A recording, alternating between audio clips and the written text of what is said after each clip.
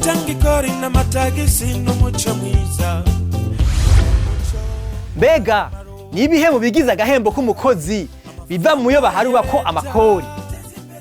Hisunzwe ingingo ya 33 y'itegeko inimero 1/2 yo kwa 2024 umwaka wa 2013 itunganya ikori ku mishahara. Ibice by'umushahara bidatozwa ku ikori nibi bikurikira. Bwa mbere, amafaranga umukozi yirihira mu mashira hamwe akingira impanuka abakozi akabategurira kazoza. Ubwa kabiri, na amafaranga umukozi yirihira mu mashira hamwe yo kuvuza abakozi ba leta hamwe na yigenga.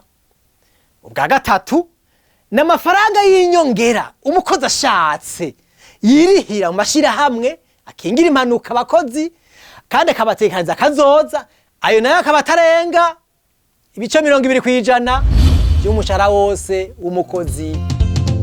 Gutanga ikori n'amatagisi n'umuco mwiza, umuco ngirakamaro.